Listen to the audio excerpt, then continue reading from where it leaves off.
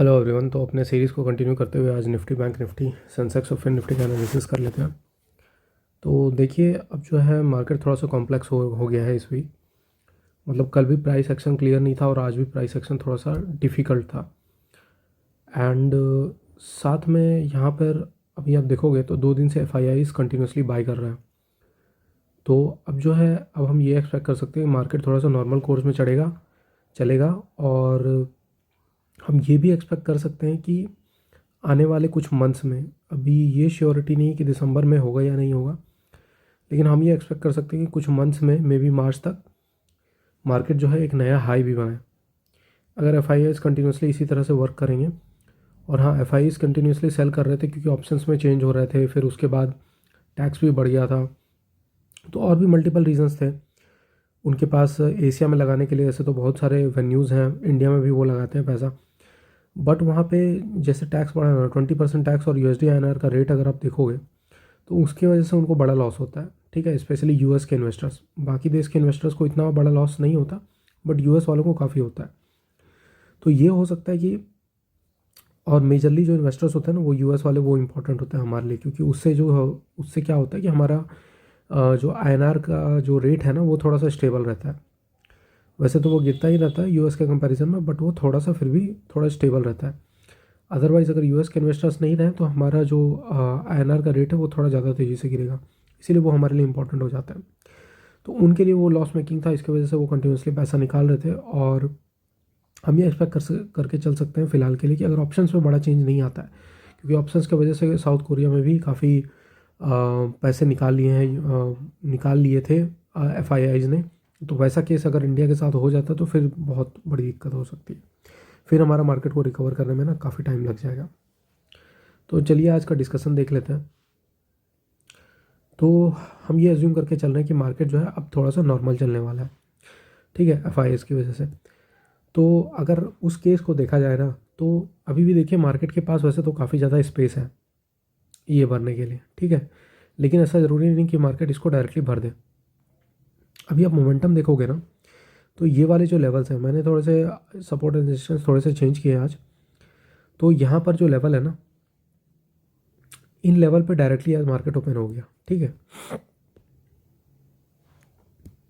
अगर आप देखोगे तो मार्केट डायरेक्टली यहाँ पे ओपन हो गया और यहीं से मार्केट ने रिजेक्शन लेना चालू कर दिया। तो ऐसा कई बार होता है कि मार्केट जो है इस तरीके का एक स्ट्रक्चर बनाता है और उसके बाद डायरेक्टली ऊपर चला जाता है। तो ये बनने के बाद मार्केट डायरेक्टली इस तरीके से गिरा और उसके बाद प्रीवियस डे लो का लेवल जो है ये निफ्टी में निकाल दिया, बट बैंक निफ्टी में ये नहीं निकला हुआ है। ठीक है, तो बहुत बार मार्केट इस तरीके का मोमेंटम करता है कि एक इंडेक्स में उसने लो निकाल दिया या फिर हाई निकाल दिया, बट दूसरे इंडेक्स में वो ऐसा नहीं करता है, वो निकालता ही नहीं है। तो अब यहाँ पे क्या हो सकता है, अगर आप देखोगे तो वही चीज़ है। हमारे पास मोस्टली क्या बचे हुए हैं नीचे में, अगर आप देखोगे तो नीचे में बायर बचे हुए हैं, और ये जो बायर है ना, ये बहुत ही तगड़ा बायर है। ये कोई ऑपरेटर है, ये कोई नॉर्मल बायर नहीं है। यहाँ पर हो सकता है रिटेल बायर है, यहाँ पर हो सकता है रिटेल बायर है। अब यहाँ पे ऑपरेटर एज अ सेलर बैठा हुआ है, यहाँ पर भी सेलर जो बैठा हुआ है वो ऑपरेटर है। तो अब इनके पास क्या पॉसिबिलिटी है, वैसे तो ऊपर या यहाँ से ऊपर या नीचे जाने की दोनों पॉसिबिलिटी है, बट थोड़ा सा हम ये मार्केट को देखते हुए चल रहे हैं कि अभी जो है ना, एफ ने जब बाय करना चालू किया ना, तो यहाँ पर जो नीचे ऑपरेटर होगा ना, एफ ने 9900 करोड़ की बाइंग की थी कल।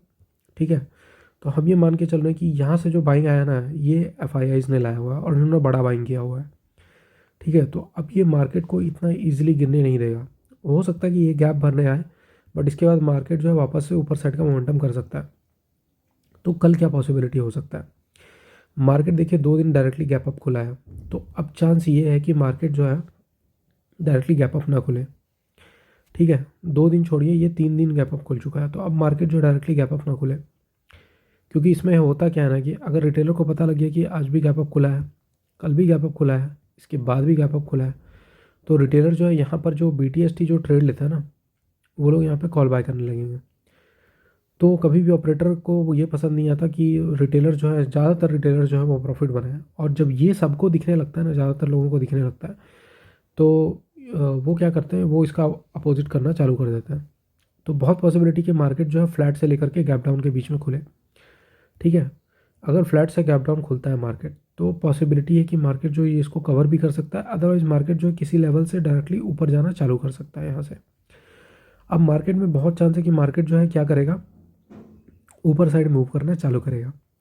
तो हम मॉर्निंग में सबसे पहले यहाँ पर जो है किसी भी केस में, ठीक है, वैसे तो गैप अप खुलने के कम चांस है, बट स्टिल अगर गैप अप भी खुल जाता है तो हम ये अज्यूम करेंगे कि कल की तरह ये गिरेगा नहीं, ठीक है, ये गिरने वाला नहीं है डायरेक्टली इस तरीके से, क्योंकि मार्केट जो है जस्ट प्रीवियस डे का चार्ट रिपीट नहीं करता है। तो हम तीनों पॉसिबिलिटी लेके चलते हैं कि मार्केट जो भी खुलेगा हम उस केस में मोस्टली बाइंग साइड का सेटअप को आइडेंटिफाई करने की कोशिश करेंगे, और यहाँ पे बाइंग आने की पॉसिबिलिटी बहुत ज़्यादा है, ठीक है। सेलिंग आने की पॉसिबिलिटी क्या है, सेलिंग आने की पॉसिबिलिटी यही है कि ये गैप को फिल करने के लिए आ सकता है और उसके बाद इन लेवल से दोबारा रिवर्स भी हो सकता है। तो ये हमारा सिनेरियो बन रहा है निफ्टी 50 में। तो चलिए अब देख लेते हैं हमारा बैंक निफ्टी में क्या बन रहा है। तो बैंक निफ्टी का अगर आप एनालिसिस देखोगे तो इसमें भी सेम कंडीशन है, इसमें भी वही है, इसमें ज़्यादा कुछ नहीं है। इसमें भी यहाँ पर जो भी बैठा हुआ है ना ऊपर के साइड में वो ऑपरेटर है, ठीक है। अब देखिए इन लेवल्स को जब निकाल दिया है तो यहाँ पर ज़्यादा कुछ बचा नहीं है। यहाँ पर सेलर हो सकता है, यहाँ सेलर हो सकता है, यहाँ हो सकता है, और इन सब लेवल्स पे हो सकता है। ये सब ऑल टाइम हाई के लेवल्स हैं। तो मार्केट जो है कंटिन्यूसली इस रेंज पे घूम रहा है, ठीक है। अब जब इस रेंज पर मार्केट अगर घूमेगा ना तो बहुत पॉसिबिलिटी कि मार्केट जब इस तरीके का रेजिस्टेंस लेकर के नीचे जा रहा है तो यहाँ पर भी सेलर आने की पॉसिबिलिटी बन जाती है। देखिए तो आप देखोगे तो बैंक निफ्टी जिस तरीके से खुला है इसने directly previous day high break कर दिया। अगर आप देखोगे तो निफ्टी में previous day high directly break नहीं किया हुआ है, थोड़ा सा नीचे है, आपको दिखाई देता हूँ। देखिए निफ्टी के केस में ये प्रीवियस डे हाई से स्लाइटली हल्का सा नीचे है, ठीक है, जबकि बैंक निफ्टी के केस में ये जो है प्रीवियस डे हाई के ऊपर जा चुका है। तो प्रीवियस डे लो जो है ये वाला लो, ना इसको क्लियर किया ना ये वाले लो को क्लियर किया बैंक निफ्टी ने। तो ऐसे ही जनरली इंडेक्स मूव करते हैं ताकि वो रिटेलर्स को ट्रैप कर सकें। एक इंडेक्स ने अगर मूवमेंट दे दिया तो दूसरा इंडेक्स क्या करता है, दूसरा इंडेक्स जो है उस चीज़ को करने की कोशिश नहीं करता है, मतलब दूसरा इंडेक्स जो है उसको लो निकालने की कोशिश नहीं करेगा। अब यहाँ पर भी सेम केस है, जिस तरीके से इसने इस हाई के नीचे डायरेक्टली ट्रेड करना चालू कर दिया, यहाँ पर हो सकता है कि काफ़ी सारे सेलर्स ने अपना पोजीशन बनाया हुआ होगा। अब यहाँ पे बायस बहुत ज़्यादा नहीं होंगे, क्योंकि जब भी बायस एंट्री कर रहे हैं ना तो ये उनको निकाल दे रहा है। अब बायस सिर्फ नीचे बचे हुए हैं, ठीक है, और सबसे नीचे जो होगा ये ऑपरेटर होगा। यहाँ पर हो सकता है रिटेल बायर हो सकता है, तो इनको डायरेक्टली टारगेट करना पॉसिबल नहीं होगा। अगर रिटेल बायर भी होगा ना तो वो हो सकता है अपना प्रॉफिट बुक करके भाग भी चुका होगा। अब जो बचा हुआ बायर होगा ना तो वो यहाँ पर भी छोटा मोटा ऑपरेटर हो सकता है, यहाँ भी ऑपरेटर हो सकता है, यहाँ भी छोटा मोटा ऑपरेटर ही बचा होगा मोस्ट लाइकली। तो अब क्या हो सकता है, अब मार्केट जो है यही करेगा। मार्केट जो है थोड़ा बहुत अगर नीचे खुलता है तो इसमें भी वही चीज़ है, इसमें भी हम बाइंग साइड का सेटअप को आइडेंटिफाई करने की कोशिश करेंगे, क्योंकि अब मार्केट जो है ना इन सेलर्स को डायरेक्टली टारगेट कर सकता है। नियरेस्ट टारगेट यही है, अगर गैप अप गैप डाउन बड़ा नहीं होता है तो नियरेस्ट टारगेट हमारे पास यही बच जाते हैं। तो फिर मार्केट जो है इसी को टारगेट करने की कोशिश करेगा, और हम ऐसे करके जैसे ही ये नीचे जाएगा हम ऊपर के साइड में बाइंग साइड का सेटअप को आइडेंटिफाई करने की कोशिश करेंगे। अब इसमें देख लेते हैं मैंने ट्रेड कैसे बनाया हुआ है। मैं अगर 1 मिनट चार्ट पे जाऊँ तो हुआ क्या था कि इसमें जो है आज जो है मार्केट काफ़ी ज़्यादा साइडवेज चल रहा था, और मैंने बोला था वैसे उम्मीद तो मुझे ये थी कि मार्केट ऐसे करके ऐसे जाएगा और इसका ब्रेकआउट देने के बाद वो नीचे निकल सकता है, बट मार्केट जो है डायरेक्टली ऊपर के साइड में ऐसे खुल गया। तो इस केस में क्या किया जा सकता था, इस केस में देखिए इस केस में जो जो स्ट्रक्चर बना है ये पूरा जो है मतलब इतना ईजिली इसको प्राइस एक्शन समझना ईजी नहीं था। तो मैंने भी 2 ट्रेड बनाया आज। 2 ट्रेड बनाने का आज रीज़न ये था कि पहले वाले में लॉस हो गया था, अदरवाइज़ मैं एक ही ट्रेड लेता। तो पहला मेरा ये था कि ये जो है इस तरीके का स्ट्रक्चर इसने बना दिया था और लो ऑलमोस्ट क्लियर कर दिया था, इसने ब्रेक डाउन कर दिया था। तो मैंने इसमें पुट का पोजीशन बनाया और थोड़ा छोटा एसएल रखा, क्योंकि मुझे डाउट हो रहा था ये ग्रीन कैंडल बन गया था उसके बाद। तो मैंने एसएल को छोटा कर लिया और मेरा एसएल यहीं कहीं पे हिट भी हो गया था। तो इसमें फिर मैंने वेट किया मैंने 2 चीज़ का। पहला यहाँ पे क्लोजिंग प्राइस था, ठीक है, क्लोजिंग प्राइस पे कैसे बिहेव करता है, और दूसरा मैं वेट कर रहा था कि ये वाले जो लेवल्स हैं, ठीक है, इन वाले लेवल्स पे आकर के मार्केट क्या करता है। तो पहला कन्फर्मेशन तो मुझे मिल गया कि ये वाला जो लेवल है, ये वाला जो रेंज है, ठीक है, इस वाले रेंज से मार्केट डायरेक्टली यहाँ पे रिजेक्शन ले रहा है, ये पहला कन्फर्मेशन हुआ। दूसरा कन्फर्मेशन ये हुआ कि जब मैंने निफ्टी में भी देखा तो निफ्टी में भी सिमिलर टाइप ऑफ स्ट्रक्चर बना हुआ था। मैं दिखाता हूँ निफ्टी से मैंने कैसे कन्फर्मेशन लिया था। और उसके बाद ये वाला जो रेंज है इसका ब्रेक डाउन कर दिया, इस वाले रेंज में डायरेक्टली ये बड़ा सा रेड कैंडल बना के घुस चुका था। तो मैंने यहीं कहीं पे अपना पोजीशन बनाया और यहाँ तक में काफ़ी अच्छा प्रॉफिट हो चुका था। ठीक है, तो बैंक निफ्टी में आज तो इसमें बहुत अच्छे प्रीमियम बढ़े थे इस वाले ट्रेड में, जबकि काफ़ी लोगों ने निफ्टी में ट्रेड लिया था वो कह रहे थे प्रीमियम इसमें बढ़ा नहीं था कुछ खास। तो मैं दिखाता हूँ निफ्टी से मैंने जहाँ पे बैंक निफ्टी ने जो क्लोजिंग प्राइस के पास जो अपना कंसोलिडेशन दिखाया था वो आप देखिए। यहाँ पर क्लोजिंग प्राइस से इसने क्या किया है, एक बार रिजेक्शन, दो बार रिजेक्शन, तीसरी बार रिजेक्शन। और तीसरी बार जब रिजेक्शन लिया इसने, ठीक है, तो मैं तो वेट कर रहा था। मैं दूसरी बार रिजेक्शन पे जब मैंने देखा तो यहाँ पर कुछ खास रेड कैंडल नहीं बने हुए थे, तो मैंने कोई ट्रेड नहीं बनाया। लेकिन तीसरी बार जब ये रिजेक्शन हुआ ना, ये रिजेक्शन देखिए, ये वाला कैंडल, ये काफ़ी अच्छा कैंडल बना हुआ था। तो तीसरी बार मैंने यहाँ कहीं पे आसपास शायद इस कैंडल पे अपना ट्रेड बना लिया था बैंक निफ्टी में, और बैंक निफ्टी में तो यहाँ पर फिर काफ़ी अच्छा प्रॉफिट हो गया।